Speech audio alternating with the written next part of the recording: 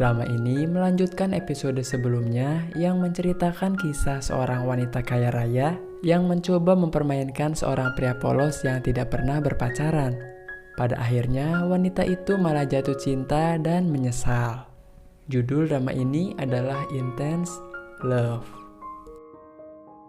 Jinbei merasa bersalah karena sudah mempermainkan Siun. Ia nekat menyusul Siun ke pegunungan. Pada saat itu sedang terjadi hujan lebat dan tanah longsor. Akhirnya Jinbei sampai ke tempat Siun dengan kondisi seperti gembel. Melihat perjuangan Jinbei yang besar, Siun akhirnya percaya kalau Jinbei memang mencintainya. Ia tidak dapat menahan perasaannya lagi, sehingga langsung mencium Jinbei. Siun kemudian membawa Jinbei untuk beristirahat. Di sana, Jinbei masih belum tenang juga. Jinbei sangat menyesal, lalu sungguh-sungguh meminta maaf. Siun berkata kalau dia sudah memaafkan Jinbei. Mereka berdua lalu pergi ke kemah pengobatan.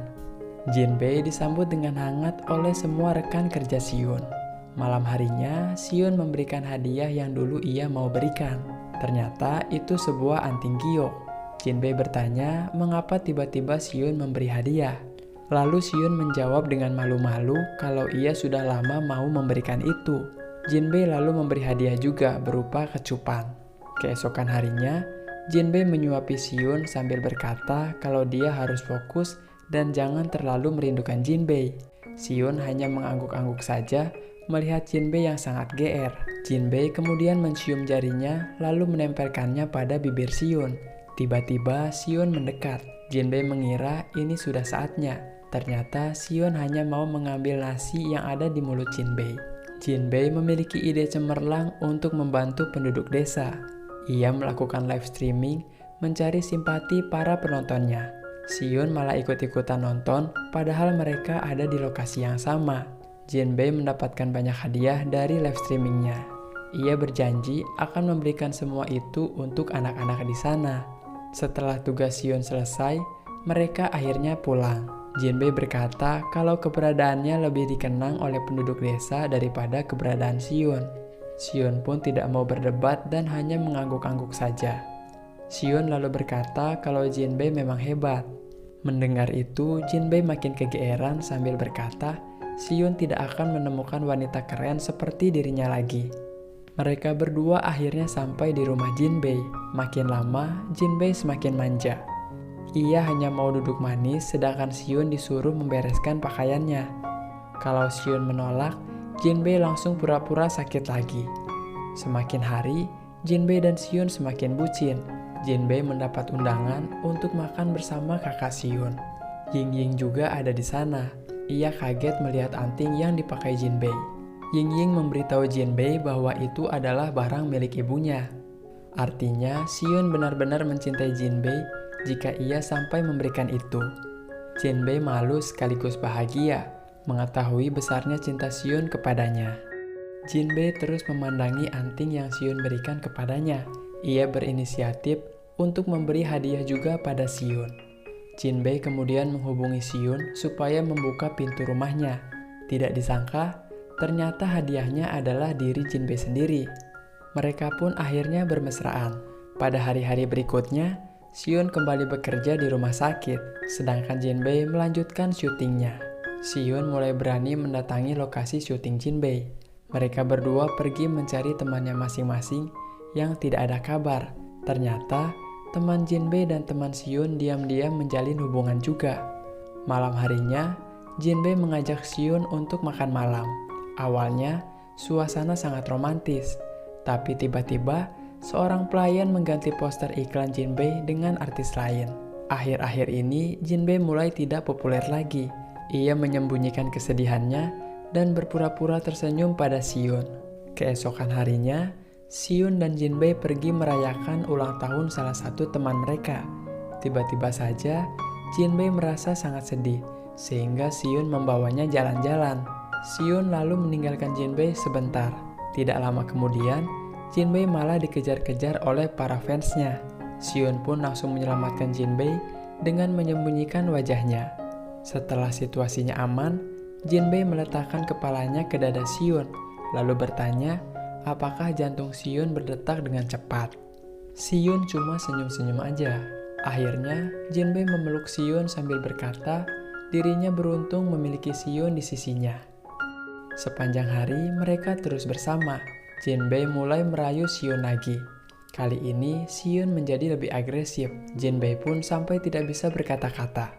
Siyun bicara di dekat telinga Jinbei, sehingga membuatnya mulai berfantasi liar. Ia kemudian menyuruh Jinbei untuk menunggu sebentar sambil menutup mata. Jinbei terus membayangkan yang aneh-aneh.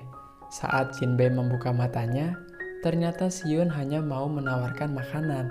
Hubungan Jinbei dan Siyun akhirnya diketahui oleh publik. Akibatnya, mereka berdua mulai mengalami kesulitan. Para wartawan mendatangi Siyun yang sedang bekerja, sehingga Siyun disuruh mengambil cuti beberapa hari.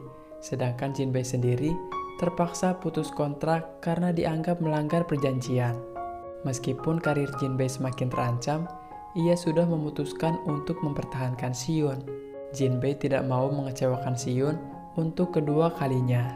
Siyun justru tidak mau Jinbei menyerah pada karirnya begitu saja. Ia memberikan semangat pada Jinbei, lalu berkata apapun yang terjadi, ia akan selalu menemani Jinbei. Mereka berdua kemudian melakukan klarifikasi dengan maksud untuk menutupi hubungan mereka. Tidak disangka, Jinbei justru mengumumkan bahwa Siyun adalah tunangannya. Siyun pun terkejut mendengar hal itu. Jinbei kemudian berkata bahwa Siyun adalah laki-laki yang dijodohkan dengannya sejak kecil. Siyun jugalah orang yang selalu menemani Jinbei saat ia sedang kesulitan. Ternyata, respon publik justru sangat bagus. Jinbei berhasil mendapatkan kembali karirnya, sekaligus mempertahankan cintanya pada Siyun. Keesokan harinya, mereka berdua pergi ke sebuah toko buku. Saat akan mengambil foto, Jinbei terus berusaha mencium Siyun. Awalnya, Siyun berusaha menolak, tapi setelah melihat sekitar dan merasa aman, ia langsung mendorong Jinbei ke dinding rak buku. Mereka kemudian pulang ke rumah Siyun. Dalam perjalanan, HP Siyun terus berbunyi, tapi ia tidak mengangkatnya. Siyun berkata kalau itu hanya seorang teman. Sesampainya di rumah, Jinbei mengambil HP Siyun lalu memasang sensor pengenal wajahnya. Tujuannya supaya Jinbei bisa terus mengecek HP Siyun. Jinbei mendapat tawaran syuting lagi, tetapi kali ini statusnya hanya pemeran pendukung. Ia sudah kalah populer dengan temannya. Teman Jinbei yang bernama Gao Zitong adalah orang yang diam-diam membenci Jinbei. Ia adalah penyebab karir Jinbei turun dengan menyebarkan rumor dan fitnah tentang Jinbei. Saat ini, ia syuting sebagai pemeran utama.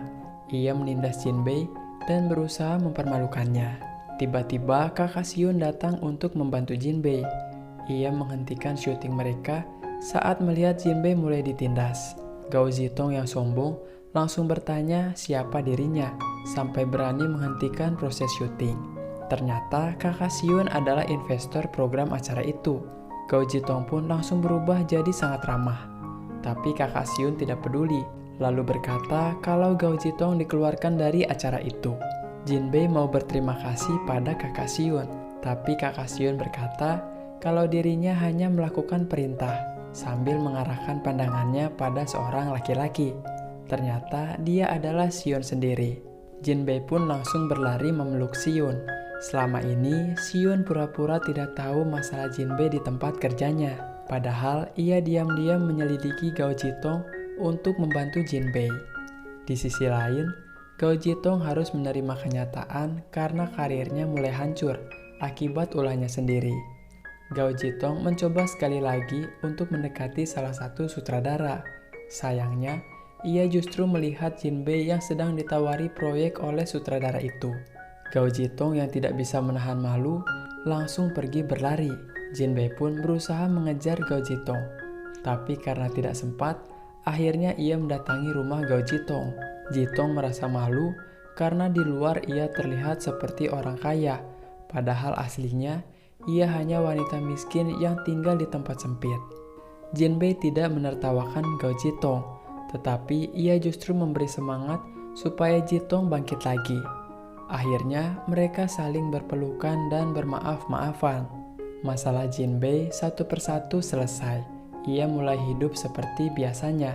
Setiap hari, Siyun menyempatkan diri untuk membuat sarapan. Jinbei sangat suka makanan yang dibuat Siyun, tetapi ia teringat kalau dirinya harus menjaga berat badan. Jinbei hanya memakan produk rendah kalori sambil mencium masakan Siyun. Siyun tidak tega melihat Jinbei seperti itu. Akhirnya, Siyun membuat makanan rendah kalori yang sangat enak untuk Jinbei. Setelah selesai makan, Siyun pergi untuk berangkat kerja. Jinbei disuruh melakukan pelatihan untuk persiapan syuting. Ternyata itu memakan waktu 2 bulan. Ia memberitahu hal itu pada Siyun sambil menghitung kalau 2 bulan berarti berapa menit mereka akan berpisah. Siyun lalu berkata 5,1 juta detik, dan setiap detiknya ia akan selalu merindukan Jinbei. Kenyataannya, saat pelatihan Jinbei dimulai, mereka tetap bertemu lagi karena Siyun mendapat tugas dari rumah sakit. Jinbei terluka saat pelatihannya. Ia mulai berpura-pura lagi karena pingin dimanja oleh Siyun. Hari-hari Siyun dengan Jinbei dipenuhi dengan kebahagiaan. Mungkin ada kalanya sedih, tetapi pada akhirnya semua itu meneguhkan cinta mereka berdua. Siyun tidak mau menunda lagi. Ia bersungguh-sungguh menyatakan cintanya pada Jinbei. Mereka kemudian memutuskan untuk menikah.